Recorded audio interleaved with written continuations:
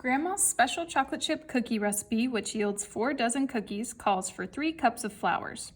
Using this information, we're going to complete the chart. Okay, so we're going to create a table comparing the amount of flour used to the amount of cookies. So let's go ahead and create that. So our first one is going to be cups of flour. It's going to be the first part of our table. And the second one is going to be the dozen of cookies.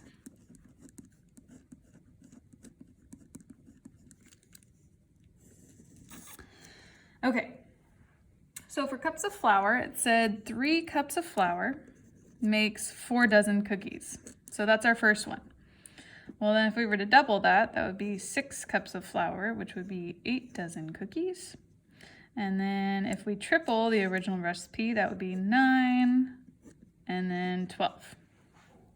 Okay, so now we have our table created here. I'm just gonna go ahead and fill that in so now it looks like a formal table. All right, now for this, we're going to figure out, is the number of cookies proportional to the amount of flour used? Explain why or why not. All right, we're checking if it's proportional, so that means we have to look at the unit rate. So our cups of flour is our independent variable, so that's X. Our dozen of cookies is the dependent, so that's Y. Because the number of cookies depends on how much flour we use in the recipe. Okay, so we are going to set it up as Y over X for our unit rate. So the first one, 4 over 3. Then the next one, 8 over 6. Well, that one right there I see simplifies. I can divide both of those by 2, which is 4/3. And then the last one, 12 over 9. I can divide both of those by 3, so that simplifies also to 4/3. So I can see that, yes, these are proportional. So yes, they are proportional.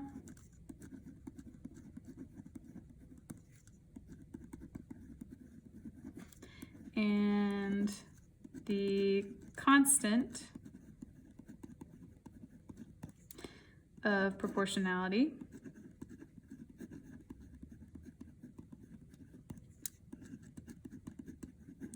is 4/3, or we could rewrite that as 1 and 1/3.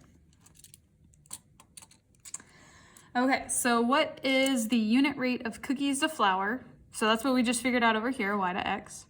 And what is the meaning and the context of the problem? So let's look at the 1 and 1/3, because sometimes it's easier to look at something with a mixed number instead of that improper fraction. So that means that it takes, that 1 and 1/3 dozen of cookies is made with 1 cup of flour. Because remember that what went on top was the dozen of cookies. And then in the denominator was the cups of flour.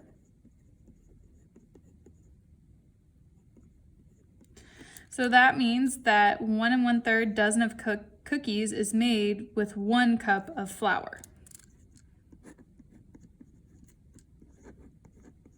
So 1 and 1/3 dozen of cookies is made with 1 cup of flour, because that's our unit rate. All right, we're going to model the relationship on a graph. Okay, so with graphs, we always need to make sure we first start by labeling. So our x-axis is the one that goes horizontal left and right, and that is the cups of flour. And then our y-axis, which is the vertical up and down, is the dozen of cookies.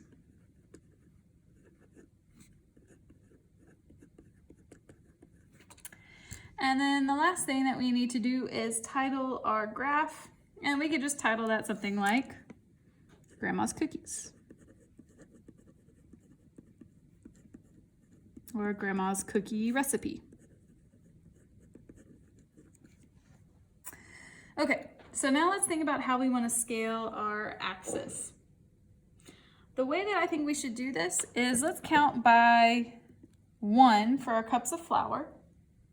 The reason why is I want it to be meaningful where I can see this 1 1/3. So I'm going to put in right here 1, 2, 3, so on and so forth.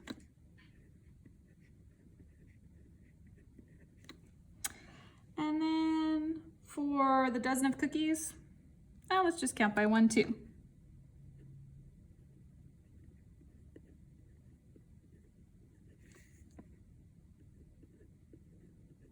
All right, we can carry on both those directions.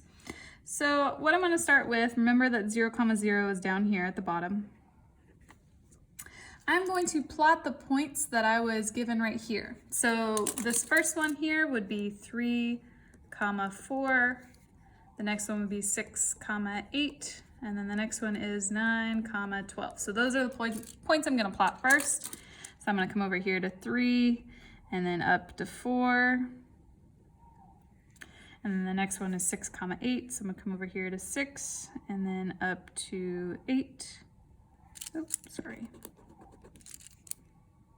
Over 6, up to 8.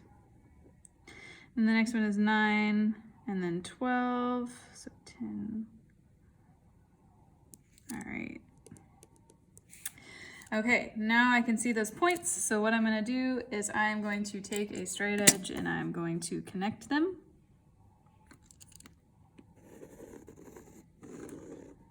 And here I can see my line that I have created.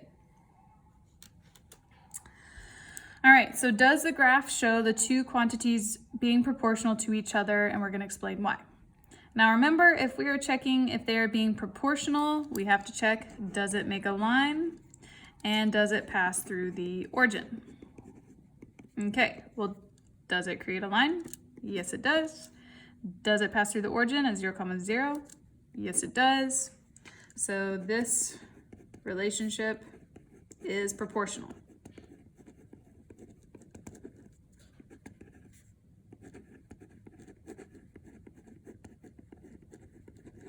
We know that because we've already done that up above using our unit rate to figure that out. Now we're going to write an equation that can be used to represent this relationship. So let's go back to that unit rate. So that unit rate we had was 1 1/3 or 4/3. So what we could always do is we could multiply our cups of flour by that unit rate. So let's try it out. So let's take 3 and let's multiply it by our unit rate. So I'm going to do it by the 4/3. So we can put 3 over 1. Well, I can see that those cancel out. So, or you can multiply it out. So then you would have 12 over 3, which simplifies to 4. Well, that works. Let's try it with 6. So let's do 6 times the unit rate of 4/3. Well, 6 times 4 is 24 over 3, which is 8. Oh, yep, that was 8 dozen of cookies. And then let's try the 9 times 4/3, which would be 36 over 3, which is 12. And that was a number of dozen cookies for 9. So we can see that every time we have to multiply the cups of flour by 4/3. So let's let the cups of flour represent X, and then the dozen of cookies is going to represent Y. So that means the dozen of cookies is equal to 4/3 times X, which X was the cups of flour.